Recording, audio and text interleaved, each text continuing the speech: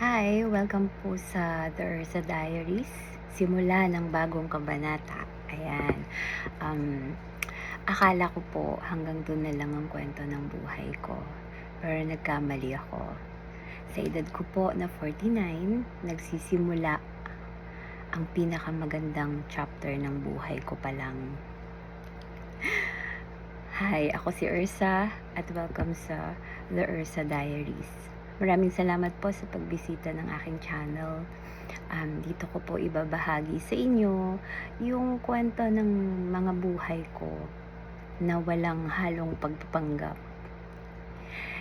Mga kwentong tungkol sa pamilya, sa pagiging mami ko sa edad na 49, para sa aking Zari at sa aking David, at sa 17 naming 4 babies na tinatawag naming Team Lusog.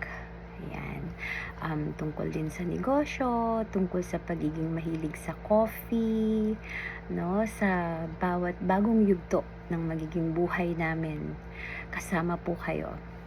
May mga pagkakataon akong naranasan nitong mga nakaraan na nawalan ako, nasaktan ako, kinailangan ko magsimulang muli.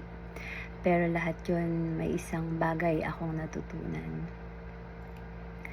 Yung hindi po lahat ng bawat ending hindi lahat ng katapusan ang bawat ending. Minsan yung ending, yun yung simula ng pinakamagandang chapter ng buhay natin, no? At isa pa, i-share ko din po sa inyo na meron pa akong ibang pangarap bukod sa mabigyan ng magandang buhay ang mga anak ko at ang Team Lusog. Pangarap ko po balang araw magkaroon ng animal shelter. Matagal ko na po siyang pinapangarap na para makatulong dun sa mga strays,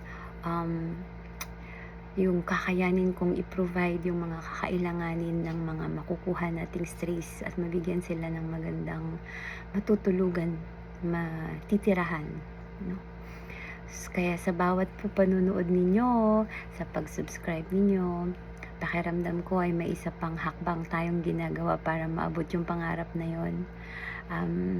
Kung gusto mong samahan ako sa paglalakbay na ito, huwag mong kalimutang mag-subscribe at samahan ako sa bawat kwento dito sa The Ursa Diaries.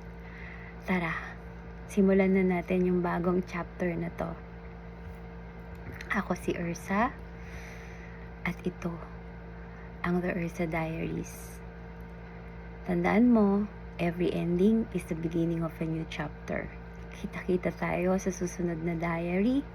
God bless po.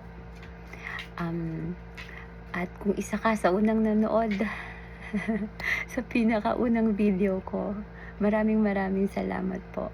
Hindi ko po alam kung saan tayo dadalhin ng bagong journey na ito.